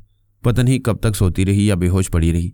वो आने वाली आत्मा जहर पर कुछ गालिब आ गई थी और जहर भी कुछ उस पर गालिब आ गया था। इस जहर ने दिमाग पर असर किया है। मुझे पिछली जिंदगी याद आती है और ना उस आत्मा को याद आती है। तुमने चिता की आग देखी थी, बार बार देखी थी। हो सकता है किसी आत्मा शक्ति वाली के जिस्म को जलाया जा रहा हो और वो पिछला जलता हुआ जिस्म चिता में छोड़कर तुम्हारे पास आई हो। उसने अपने बारे में कुछ बताया होगा। वो कुछ ना बता सकी। जहर ने उस पर असर किया था। मेरे अंदर आकर वो मेरी तरह खुद को भूल गई थी। अपना नाम भी ना बता सकी। तुम पोरस को अपनी आत्मा की गहराइयों से चाहती हो। उसे खतरात में देखकर बेख्तियार ख्याल ख्वानी करने लगती हो। इसका मतलब है तुम्हारे अंदर आने वाली हस्ती पहले टेलीपैथी जानती थी। जहर के असर से वो टेलीपैथी के इल्म को भूली रहती है। अचानक जोश और जुनून में आकर ये इल्म तुम्हारे अंदर से उभरता है। मैं हुक्म देता हूँ कि इस इल्म पर तवज्जो दो। पोरस की मोहब्बत और सलामती की खातिर इस छुपे हुए इल्म को अपने अंदर से ढूंढ निकालो। मैं इस छुपे हुए इल्म को ढूंढ निकालने की कोशिश करती रहूंगी। मैं एक अजनबी आवाज़ और लबो लहजा तुम्हारे दिमाग में नक्श कर रहा हूँ। मैं इस लबो लहजे में तुम्हारे दिमाग के अंदर आऊँगा तो तुम मुझे महसूस नहीं करोगी। ये लबो लहजा तुम्हारे अंदर की ख्वाबीदा ख्याल ख्वानी को रफ्ता रफ्ता बेदार करने की कोशिश करेगा और तुम इस लबो लहजे के साथ ताउन करती रहोगी। उसने एक मामूला और ताबेदार की हैसियत से ताउन करने का वादा किया। पाशा ने उसके अंदर एक अजनबी आवाज़ और लबो लहजे को नक्श करने के बाद उसे तनवीमी नींद सोने का हुक्म दिया। फिर उसके दिमाग से निकल आया। सना और पारस ड्राइंग रूम में बैठे बातें कर रहे थे। पाशा ने अपनी बेटी के दिमाग में आकर उसकी ज़ुबान से तनवीमी अमल की पूरी तफसीलात सुनाई ताकि सना और पोरस दोनों को नासरा की माजी के बारे में मालूम हो सके। पोरस ने तमाम बातें सुनने के बाद हैरानी से कहा, अंकल, टेलीपैथी की दुनिया से ताल्लुक़ रखने वाले सभी जानते हैं कि सिर्फ नीलमा आत्मा शक्ति के जरिए एक जिस्म से दूसरे जिस्म में जाया करती थी और ऐसा करने के बायस उसकी आत्मा शक्ति कमज़ोर होती जा रही थी। क्या आप ये राय कायम करेंगे कि मेरी नासरा के अंदर नीलमा समाई हुई है? बेटे, फ़िलहाल तो कुछ ऐसी ही राय कायम की जा सकती है, लेकिन यह भी समझना चाहिए कि हमारी इतनी बड़ी दुनिया में रूहानियत के आलिम और आत्मा शक्ति वाले कई हैं। एक आमना फराद की मिसाल हमारे सामने है और ना जाने ऐसी कितनी हस्तियाँ होंगी। लिहाजा हमें सिर्फ नीलमा के बारे में आखिरी राय कायम नहीं करनी चाहिए। सना ने कहा, भाईजान, आपको याद है आज सुबह इजलास में महेश ने कहा था कि नीलमा ने उसे आत्मा शक्ति से टेलीपैथी सिखाई है। इसका मतलब है नीलमा जिस्मानी तौर पर गोशा नशीन रहकर अपनी आत्मा शक्ति वापस हासिल करने की कोशिशें कर रही है। इस तरह मैं समझती हूँ मेरी भाभी के अंदर नीलमा नहीं कोई दूसरी आत्मा शक्ति वाली है। पोरस ने कहा, तुम्हारी बात में वजन है, लेकिन यह समझना चाहिए कि महेश किस हद तक सच बोल रहे। तुम रफ्ता रफ्ता समझोगी कि पारस समुंदर की तरह गहरा है। वो अपनी माँ की रूहानी टेलीपैथी के जरिए महेश को ख्याल ख्वानी सिखाकर उसे हमारे रास्ते की दीवार बना रहे। हम ये समझा चुका है कि वो बाप बेटे हमारी तरह कोलंबिया में रह सकते हैं और हमारे लिए मुश्किलात पैदा कर सकती हैं। जलाल पाशा ने कहा, यह एक अहम नुक्ता है कि महेश ने अचानक टेलीपैथी कैसे सीख ली। दूसरा अहम नुक्ता यह है कि जो नीलमा अपनी खोई हुई आत्मा शक्ति हासिल करने के लिए दिन रात ज्ञान ध्यान में मसरूफ रहती हो, वो अपनी कमज़ोर आत्मा शक्ति से महेश को टेलीपैथी कैसे सिखाएगी? अब्बू महेश कहता है कि नीलमा ने अपने गुमशुदा पोते को तलाश करने के लिए उसे ये इल्म सिखाया है, तो फिर महेश का फ़र्ज़ है कि उसके गुमशुदा पोते को तलाश करे। लेकिन वह ऐसा करने के बजाय हमारे रास्ते की रुकावट बनता चला है। हमारे खिलाफ पारस को जो कुछ करना चाहिए वो महेश करने आया है और पारस पर से पर्दा चला गया है। पोरस ने कहा, गोली मारो पारस को। मेरे अंदर एक बेचैनी सी पैदा हो गई है। मेरी नासरा के अंदर नीलमा होगी तो आइंदा कभी मेरी गफलत में मेरी जान ले सकती है। ये आप क्या कह रहे हैं? भाभी तो आपकी मोहब्बत में खुद जान दे सकती हैं। ये तुम नहीं जानती हो, अंकल भी नहीं जानती हैं। नीलमा मेरी बदतरीन दुश्मन है। उसे मेरी वजह से बार बार जिस्म बदलना पड़ता है। मैं उसे मार डालना चाहता था, वो मुझे मार डालने की कोशिशें भी करती रही। ऐसा करने के बायस उसकी आत्मा शक्ति कमज़ोर हो गई। इस कमज़ोरी के बायस वो अपने गुमशुदा पोते को तलाश ना कर सकी। फिर अचानक कहीं गुम हो गई, कुछ पता न चला। अगर वो नासरा के अंदर ही है और उसके जहर ने उसकी रही से ही आत्मा शक्ति को भी कमज़ोर कर दिया है, तो फिर वो इसी तरह नासरा रहेगी, मुझ पर जान देती रहेगी। और जिस तरह मेरी मोहब्बत के जुनून में ख्याल ख्वानी करने लगी, उसी तरह कभी पोते को देख लेगी तो ममता के जुनून में मेरी जान की दुश्मन बन जाएगी। लेकिन वो तो अपनी आत्मा शक्ति खो चुकी है। वो नासरा के जहरीले जिस्म में आकर जिस तरह टेलीपैथी भूल गई, उसी तरह शक्ति को भुला बैठी है। ये नहीं समझना चाहिए कि उसकी आत्मा शक्ति बिल्कुल ख़त्म हो चुकी है। जलाल पाशा ने कहा, यह तो बहुत ही अजीब और तशवीशनाक सूरत हाल है। हमें सबसे पहले किसी न किसी तरह तस्दीक करना चाहिए कि हमारी नासरा के अंदर वही नीलमा समाई हुई है। पोरस ने कहा, यह सिर्फ महेश बता सकता है और वो कभी नहीं बताएगा कि नीलमा कहाँ है। फ़िलहाल तुम्हें नासरा से कोई ख़तरा नहीं है। जब कभी गुमशुदा पोता नजर आएगा और इसकी ममता तड़पकर नासरा के अंदर से उभरेगी तो देखा जाएगा। हम इससे पहले यह हकीकत मालूम करने की पूरी कोशिश करेंगे। मैं फिर एक बार नासरा पर तनवीमी अमल करूंगा, कुछ नई बातें मालूम हो सकती हैं। आप दूसरा तनवीमी अमल तो 12 घंटे बाद ही कर सकेंगे। फिलहाल इसके दिमाग में झांक कर देखें क्या वो सुकून से सो रही है। जलाल पाशा ने ख्याल ख्वानी की परवाज़ की। नासरा के ख्वाबीदा दिमाग में पहुंचा। वो सांस रोककर हड़बड़ाकर उठ बैठी। खाली खाली नज़रों से कमरे को देखने लगी। जलाल पाशा ने कहा, पोरस फ़ौरन नासरा के पास जाओ। मेरे दिमाग में जाती वो सांस रोककर उठ बैठी है। पोरस ने कमरे में जाते हुए पूछा कि आपने अमल के आखिर में उसे तनवीमी नींद नहीं सुलाया था? मैंने तनवीमी नींद सुलाया था। मालूम होता है जहरीले दिमाग में आर्जी तौर पर तनवीमी अमल ने असर किया था। अभी 1 घंटा भी नहीं गुजरा और वो मेरे अमल के असर से निकल आई है। वह तेज़ी से चलता हुआ कमरे के दरवाजे पर आकर रुक गया। नासरा सर घुमाकर खाली कमरे को देख रही थी। फिर उसकी नज़रें पोरस पर रुक गईं। वो पोरस के बगैर नहीं रहती थी। हर सुबह आँख खुलते ही पहले दूसरे कमरे में जाकर उसे देखती थी। अगर कभी वो नज़र न आए, बाथरूम में हो या छत पर वर्जिश करने जाए, तो उसे आवाज़ देती हुई उसके पास पहुंच जाती थी। अब पोरस कमरे में आया तो ऐसी नज़रों से देखने लगी जैसे उसे पहचानने की कोशिश कर रही हो। पोरस उसे देख रहा था। उसकी निगाहों की अजनबियत को किसी हद तक समझ रहा था। दोनों की नज़रें एक दूसरे से मिल रही थीं।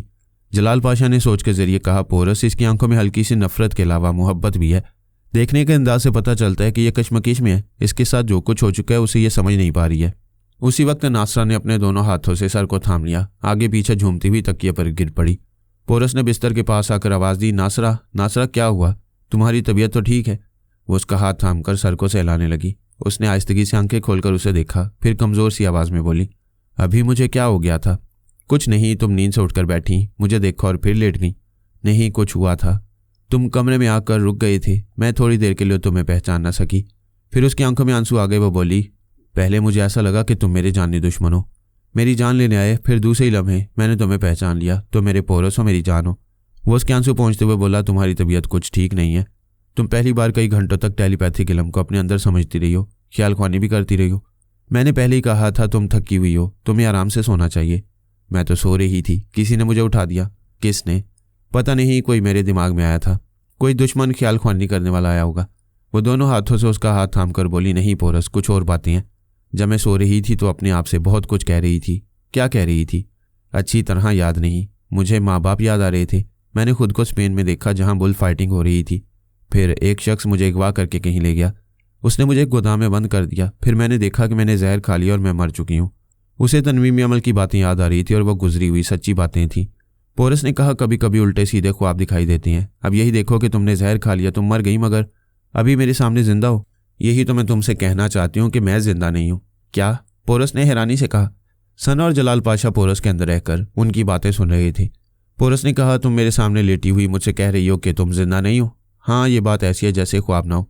देखो, मैं जहरीली हूँ, मेरे साथ ऐसा हुआ होगा। कैसा हुआ होगा? मैंने जहर खाया था, मैं दम तोड़ रही थी, ऐसे में कोई मेरे अंदर आई थी। उसके आने से मैं सांसें लेने लगी। वो मेरे अंदर है, वो मेरे अंदर जिंदा है और मैं मर चुकी हूँ।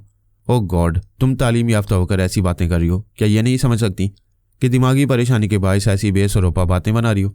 क्या मैं अब नॉर्मल नजर आ रही हूँ? तुम यकीन नहीं करोगे, वो मेरे अंदर बोल रही थी। कौन बोल रही थी? मैं कैसे बताऊँ कि वो कौन थी? मैंने साफ तौर से सुना है। वो कह रही थी, जिस्म मेरा और आत्मा उसकी है, 2 हस्तियों के मिलाप से मेरी यह जिंदगी है। वो परेशान होकर उसे देखने लगा। जलाल पाशा ने कहा, मेरे तनवीमी अमल के बायस इसकी सोई हुई यादें भड़क गई हैं। सना ने पूछा, लेकिन अब्बू, तनवीमी अमल आप कर रहे थे, मगर भाभी के अंदर कोई दूसरी हस्ती कैसे बोल रही थी? मेरी समझ में यही आ रहा है कि तनवीमी अमल के बायस नासरा को अपनी कुछ पिछली जिंदगी याद आई है। इसी तरह उस आत्मा की सोई हुई यादें भी बेदार हो गई हैं। नासरा और उस आत्मा की याददाश्त जहर के बायस मुतासिर हुई थी और कमज़ोर पड़ गई थी। इसे मेरे तनवीमी अमल ने तकवीयत पहुंचाई है। नासरा ने कहा, पोरस, तुम क्यों खामोश हो गए? देखो, मुझे अब नॉर्मल समझोगे तो मैं जहनी तौर पर परेशान रहूंगी। पोरस ने उसे थपक कर कहा, अब तो वो आत्मा नहीं बोल रही है। एक बार तुमने नींद की हालत में उसकी आवाज़ सुन ली, बार बार ऐसा नहीं होगा। तुम मेरी हर बात मानती हो। चलो अब आंखें बंद करो, अपने दिमाग को हदायत दो और सो जाओ। जागने के बाद तुम्हारी परेशानियां ख़त्म हो जाएंगी। उसने हदायत के मुताबिक आंखें बंद कर लीं। पोरस उसके पास बैठा रहा। जब वो गहरी नींद सो गई तो आहिस्तगी से उठकर कमरे से बाहर सना के पास आ गया। जलाल पाशा ने कहा, बेटे, एक न एक दिन नासरा की हकीकत मालूम होनी है, मगर मैं सोच नहीं सकता था कि मेरे तनवीमी अमल से सिर्फ नासरा ही की नहीं, उस आत्मा शक्ति वाली की भी कुछ यादें ताज़ा हो जाएंगी। अंकल, मैं ये सोचकर परेशान हूँ कि वो आत्मा शक्ति वाली नीलमा होगी तो वो नासरा के ज़रिए मेरे लिए बड़े मसाइल पैदा करेगी। बेटे, खुदा पर भरोसा रखो, वो नीलमा नहीं होगी, और अगर होगी तो इंशाल्लाह हम उससे निमट लेंगे। सना ने कहा, यह एक ऐसा तशवीशनाक मसला पैदा हो गया है कि शायद गैर मामूली दवाएं तैयार कराने वाला काम कुछ अरसे के लिए मुलतवी करना होगा। नहीं सना, मसाइल तो पैदा होते रहते हैं, हम जिस मकसद के लिए आए हैं उसे ज़रूर पूरा करेंगे, पोरस ने कहा। फिर जलाल पाशा से बोला, अंकल आप भारत में रहें, पारस हमारे ताक़ुब में यहाँ आया है, हम उसे कोलंबिया में भटकाते रहेंगे। वो कभी सोच भी नहीं सकेगा कि आप वहाँ रहकर दवाएं तैयार करा रही हैं।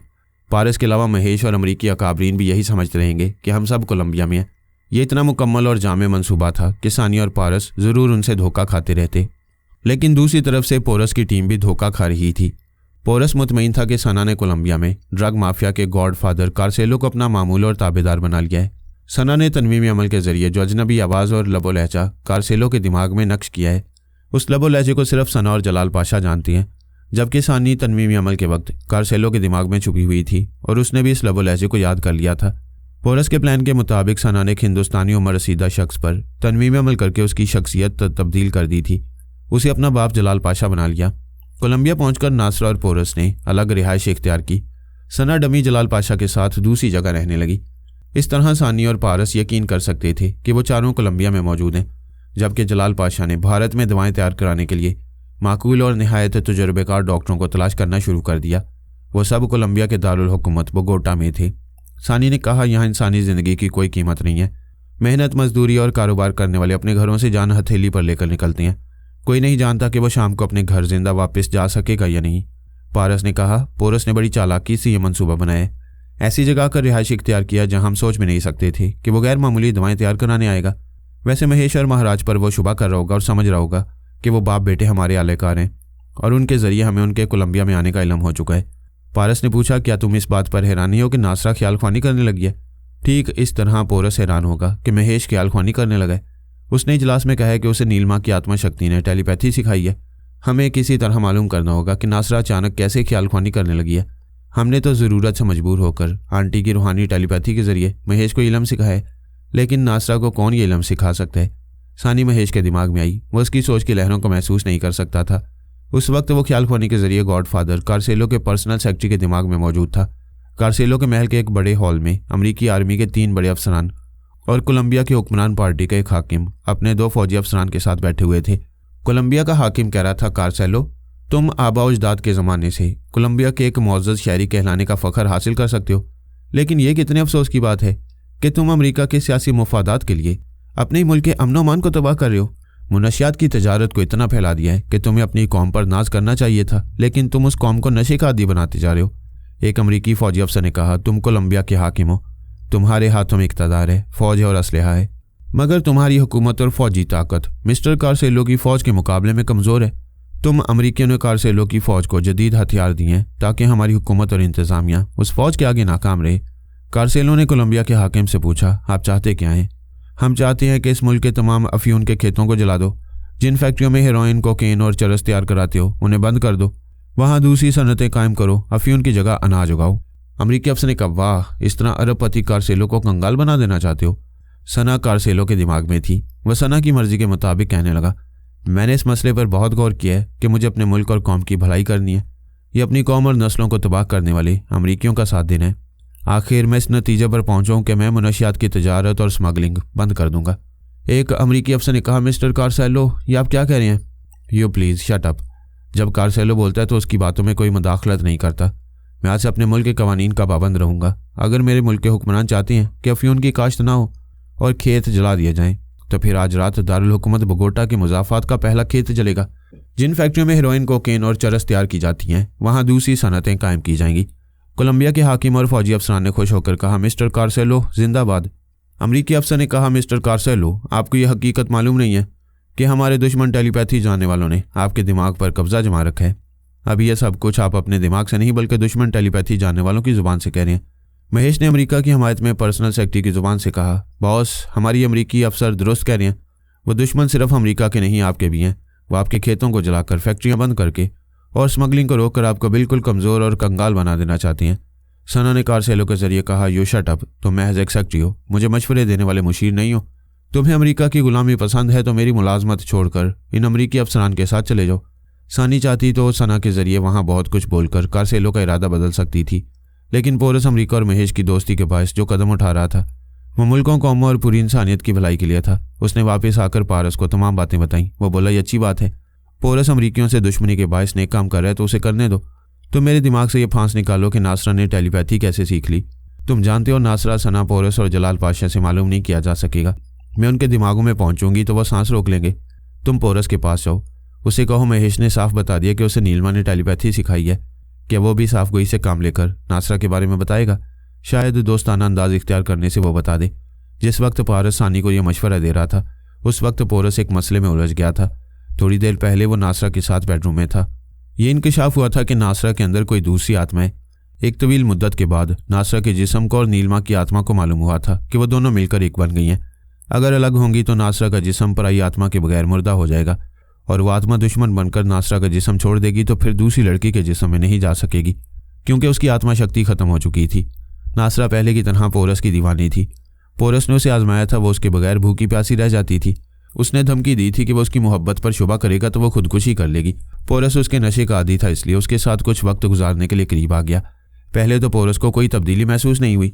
वो उस पर जी जान कुर्बान करने वाली नासरा थी, लेकिन अचानक ही पोरस के हलक से कराह निकल गई। जहर की जिस मिकदार का वो आदी था उस मिकदार से ज़्यादा जहर उसके अंदर पहुंच गया था। नासरा ने घबरा कर पूछा, क्या हुआ पोरस, क्या हुआ? नासरा को अपने अंदर आत्मा का कहका सुनाई दिया। वो आत्मा कह रही थी, तुम नहीं जानती, ये मेरा बदतरीन दुश्मन है। इसकी दुश्मनी के बायस मैं अपनी आत्मा शक्ति खो चुकी हूँ। अभी मैंने चुपके से इसके अंदर जहर पहुंचा दिया है।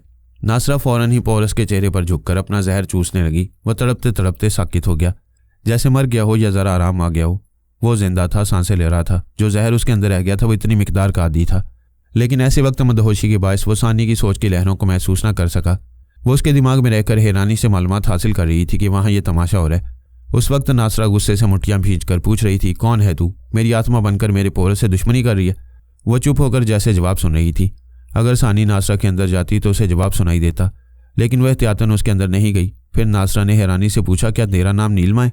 मेरे पोरस ने तुझसे दुश्मनी करते करते तेरी आत्मा शक्ति खत्म कर दी है और तू उसे इंतकाम ले रही है। मैं तुझे मार डालूंगी, मैं तुझे अपने जिस्म के अंदर कुचल डालूंगी। सानी पोरस के अंदर रहकर उसकी जिस्मानी और दिमागी कमजोरियों को समझ रही थी। उसकी जगह कोई दूसरा होता तो मर चुका होता या जहर के असर से पागल हो जाता, लेकिन वो अपने अंदर जंग लड़ रहा था, खुद को पागलपन की हद से गुजरने से बचा रहा था। सानी नासरा के अंदर पहुंची तो वो सांस रोकने वाली थी। वो जल्दी से बोली, भाभी मैं सना हूं, जितनी जल्दी हो सके पोरस को जहर से बचाएं, जल्दी करें। उसने नासरा को जहर निकालने का तरीका भी बताया। नासरा फौरन उसकी हदायत पर अमल करने लगी। उसने इस बात पर तवज्जो नहीं दी कि उसने पोरस को भाईजान नहीं कहा था। नासरा अपने महबूब की मौत से लड़ रही थी, उसे और किसी बात का होश नहीं था। जहर चूस चूस कर बाहर थूकते रहने से वो इस हद तक खतरे से बाहर हो गया कि अब जहर दिमाग पर सिर्फ नशे की हद तक असर कर सकता था। सानी उसके अंदर रहकर उसकी दिमागी हालत को समझ रही थी। फिर पारस के पास आ गई। पारस हैरानी से नासरा और पोरस के बारे में सुनने लगा। सब कुछ सुनने के बाद उसने सानी को सीने से लगाकर कहा, अगरचे पोरस पर मुसीबत आई है, लेकिन मैं इस बात पर खुश हूं कि तुमने पोरस से दुश्मनी नहीं की, बल्कि पलक झपकते ही उसे हलाक कर सकती थी। तुम नीलमा और नासरा के संगम पर हैरान नहीं हो? ये पोरस की बदकिस्मती की बात है कि जिस नासरा को वो जान देने की हद तक चाहता है, उसी नासरा के अंदर जान लेने वाली दुश्मन नीलमा की आत्मा घुसी हुई है। वो नासरा के करीब मोहब्बत से गया था, उसे नीलमा की नफरत मिली। आइंदा भी ऐसा होगा। देखना यह है कि वो कैसी जहानत और हिकमत अमली से काम लेगा। अगर वो कुछ नहीं कर सकेगा तो नासरा उसकी इतनी दीवानी है कि अपनी जान पर खेल जाएगी। खुद को हलाक कर लेगी तो नीलमा की आत्मा उसके अंदर से निकल जाएगी, फिर किसी दूसरे जिस्म में दाखिल नहीं हो सकेगी। उसकी आत्मा शक्ति खत्म हो चुकी है। वैसे हमें यह मालूम हो गया कि नीलमा की आत्मा अंदर है, इसीलिए नासरा ख्याल ख्वानी करती है। अब पोरस के सामने महेश की बात झूठी पड़ जाएगी कि नीलमा ने उसे टेलीपैथी सिखाई है। वहाँ गॉडफादर कार्सेलो के महल में सना ने कार्सेलो के दिमाग को खूब कंट्रोल किया था। उसके मुकाबले में महेश कमज़ोर पड़ रहा था। उसे तो कमज़ोर पड़ना ही चाहिए। वो बाप बेटे हमारे आलयकार हैं। हम उन्हें समझा देंगे कि पोरस जैसा मुखालिफ भी इंसानियत की भलाई का काम करे तो वो उसकी मुखालफत ना करें। इस तरह अमरीकी अकाबरीन के सामने उन बाप बेटे की अहमियत कम हो जाएगी। अमरीकी सियासी चाल चलेंगे, महेश के मुकाबले में पोरस को ज़्यादा अहमियत देंगे। उसके ज़रिए कार्सेलो को अपने शिकंजे में लेना चाहेंगे। गॉडफादर कार्सेलो के महल से कोलंबिया के हुक्मरान खुश होकर गए थे और अमरीकी हुक्काम नाराज़ हो गए। कार्सेलो ने उनके सामने अपने मातहतों को बुलाकर हुक्म दिया था कि आज रात को बोगोटा के अतराफ उन तमाम खेतों को जला दिया जाए जहां फ्यून की काश्त होती है। महेश ने अमरीकी हुक्काम से कहा, मैंने कई बार कार्सेलो के दिमाग में जाने की कोशिशें की, लेकिन वो सांस रोक लेता था। पोरस के टेलीपैथी जाने वाले उसके दिमाग पर हावी ना होते तो मैं कार्सेलो को अपने शिकंजे में ले लेता। एक अमरीकी अफसर ने कहा, हम पहले से जानते हैं कि उन्होंने कार्सेलो को अपना ताबेदार बना लिया, अब हमें दूसरी चाल चलनी होगी। महेश ने पूछा, कोलंबिया में कार्सेलो को कोई मुखालिफ ड्रग स्मगलर जरूर होगा? हो सकता है, लेकिन हम उसके किसी मुखालिफ को नहीं जानते हैं। कार्सेलो इतना खतरनाक है कि अपने खिलाफ सर उठाने वालों को फौरन ही कुचल देता है। तुम एक काम करो, पोरस के पास जाओ और उससे कहो हम उससे बात करना चाहते हैं। वो कार्सेलो को आप लोगों के खिलाफ बागी बना चुका है और आप उसे मुंह लगाना चाहते हैं। पोरस पहले हमारी हमायत पर तैयार था। तुम बाप बेटों से हमारी दोस्ती होने के बाद उसने ये इंतकामी कार्रवाई की है। हम उसकी शराइत मानकर उसे दुश्मनी से बाज रखेंगे। प्लीज़ तुम उसे किसी तरह हमारे पास ले आओ। महेश नहीं चाहता था कि पोरस अमरीकी अकाबरीन को अपनी तरफ झुकाए, लेकिन मजबूरन उसे पोरस के पास जाना पड़ा। उसका ख्याल था कि पहले वो सांस रोककर उसे भगा देगा, लेकिन वो किसी रुकावट के बगैर पोरस के अंदर पहुंचकर हैरान रह गया। उस वक्त वो गहरी नींद में था। महेश नहीं जानता था कि वो जहर के असर से मदहोशी की नींद सो रहा है। उसने पोरस के ख्वाबीदा ख्यालात पढ़े तो मालूम हुआ कि वो नासरा के जहर के असर से सो रहा है और ऐसी हालत में पराई सोच की लहरों को महसूस नहीं कर रहा है। वो खुश होकर पारस के पास आकर बोला, मैं महेश बोल रहा हूँ, एक बहुत बड़ी खुशखबरी सुनाने आया हूँ। खुशखबरी तो यही हो सकती है कि तुमने गॉडफादर कार्सेलो को अपने काबू में कर लिया होगा। उससे भी बड़ी खुशखबरी है, आपका जानी दुश्मन नशे की हालत में सो रहा है। हम उस पर तनवीम अमल करके उसे अपना ताबेदार बना सकते हैं। दुश्मन को बेखबरी में जेर करना मर्दानगी नहीं है। बराबर की टक्कर हो तो मर्दाना जौहर नुमाया होते हैं। आप शराफत का मुजाहरा कर रहे हैं। ये तो सोचें, अगर आप दिमागी तौर पर कमज़ोर होते तो क्या वो आपको छोड़ देता? कभी नहीं। वो अपने टेलीपैथी जानने वालों के ज़रिए ज़रूर आपको अपना ताबेदार बना लेता। मैं अपने दुश्मन के मजाज को तुमसे ज़्यादा समझता हूँ। अगर मैं उसकी तरह भी कमज़ोर होता तो वो भी तनवीमी अमल के ज़रिए कभी अपना ताबेदार ना बनाता। वो दुश्मन है मगर मेरी तरह आला ज़रफ़ है। आपने तो मुझे मायूस कर दिया। जीतने वाली बाजी यूं ही छोड़ रहे हैं। मेरी बात छोड़ो और ये याद रखो कि हमारी लालमी में पोरस को कोई नुकसान नहीं पहुंचाना, वरना सारी उम्र नुकसान उठाते रहोगे। वो मायूस होकर महाराज के पास आया। महाराज ने पूछा, पिताजी क्या हुआ? आपका मुंह क्यों लटका हुआ है? उसने महाराज को पोरस और पारस के बारे में बताया। वो महेश से बोला, पिताजी मैं बरसों से उनकी मुखालफतें देखता आ रहा हूँ। ये बेशक एक दूसरे को जी भर के नुकसान पहुंचाते हैं, एक दूसरे के बड़े बड़े मंसूबों को खाक में मिला देते हैं, लेकिन इनमें से कोई पीछे से आकर किसी की पीठ में चुरा नहीं घूमता। अब आप देखेंगे कि जब तक पोरस की दिमागी तवानाई बहाल नहीं होगी, पारस उस पर हमले नहीं करेगा, उससे दूर ही रहेगा। ये तो सरासर नादानी है। आदमी या तो दुश्मनी करे या फिर ना करे। उनकी कोई खानदानी दुश्मनी नहीं है। सिर्फ पोरस को यह गुमान है कि वो पारस से किसी तरह कम नहीं है। देखा जाए तो वो अपनी अपनी सलाहियतों का लोहा मनवाने के लिए एक दूसरे से टकराते रहते हैं। बात तो वही है, अपने मुखालिफ को या तो मार डालो या उसे नीचा दिखाकर उसका सर झुका लो। अपनी बर्तरी और उसकी कमतरी साबित हो जाएगी, मगर पारस अभी ऐसा नहीं करेगा। आज उसके मामूल और ताबेदार कार्सेलो ने अमेरिका से बगावत करके पोरस और उसके ख्याल ख्वानी करने वालों के मुकाबले में मुझे कमतर बना दिया। अब अमरीकी अकाबरीन पोरस के ख्याल ख्वानी करने वालों से दोस्ती करेंगे तो उनके मुकाबले में मेरी हैसियत 2 कौड़ी की रह जाएगी। हाँ, पोरस के ख्याल ख्वानी करने वाले गॉडफादर कार्सेलो को फिर से अमेरिका का वफादार बना देंगे तो हम अमरीकी अकाबरीन की नज़रों में 2 नंबर के टेलीपैथी जानने वाले रहेंगे और वो हमसे बेहतर और बरतर कहलाएंगे। महेश ने कहा, मैं एक बाप की हैसियत से पूछ रहा हूँ, क्या तुम बेटे होकर मेरी कमतरी और उनकी बरतरी बर्दाश्त करोगे? हरगिज़ नहीं। किसी नीच और कमतर बाप का बेटा बनने से बेहतर है कि मैं खुद को गोली मार लूँ या आपको गोली मार दूँ। अबे क्या बकवास करता है? नीचा दिखाने वाले दुश्मन को गोली मारना चाहिए या फिर उसे अपना गुलाम बनाकर रखना चाहिए? ये दूसरा आइडिया बेहतरीन है। पोरस हमारा गुलाम बनकर रहेगा तो उसके ख्याल ख्वानी करने वाले भी ये समझकर हमारे अहकामात की तामील करते रहेंगे कि वह अहकामात हम नहीं पोरस दे रहा है। ये हुई ना कल की बात।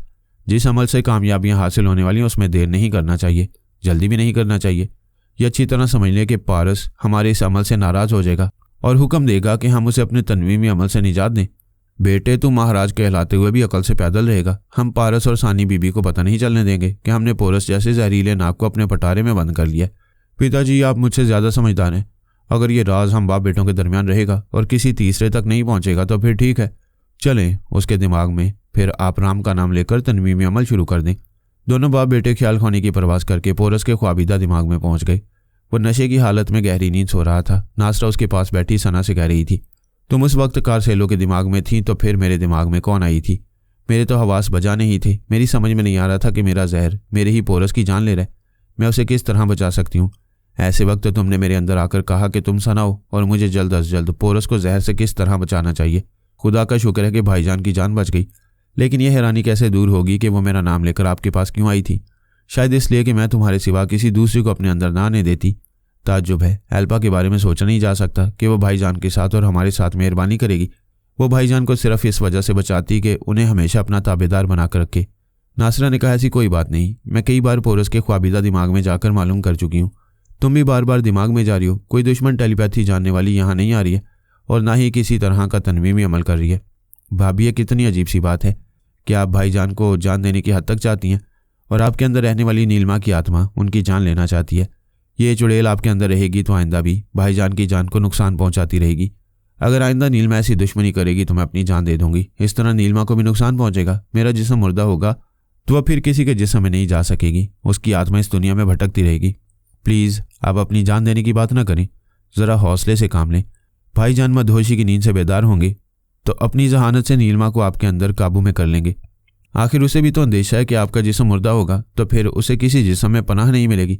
वो बाप बेटे पोरस के ख्वाबीदा दिमाग में रहकर तमाम बातें सुन रहे थे। फिर वो अपनी जगह दिमागी तौर पर हाजिर हो गए। महाराज ने कहा, पिताजी हम क्या सुन रहे थे? नीलिमा की आत्मा नासरा के अंदर है। हाँ, मैंने इजलास में पोरस से झूठ कहा था कि मुझे नीलिमा ने टेलीपैथी सिखाई है। मेरा झूठ जाहिर हो रहा है। हम ये सुनते आ रहे हैं कि नीलिमा कहीं गोशा नशीन है और अपने गुमशुदा पोते स्वामी तिलक राम भाटिया को तलाश करती फिर रही है। लेकिन नासरा और सना कह रही हैं कि नीलिमा की आत्मा शक्ति खत्म हो चुकी है। अगर नासरा का जिस्म मुर्दा होगा तो फिर नीलिमा किसी दूसरे जिस्म में नहीं जा सकेगी। यह मामला बड़ा पेचीदा है। नीलिमा ने इतने अरसे तक खुद को नासरा के अंदर जाहिर क्यों नहीं किया? अब अचानक जाहिर होकर नासरा के जरिए पोरस को मार डालना चाहती है।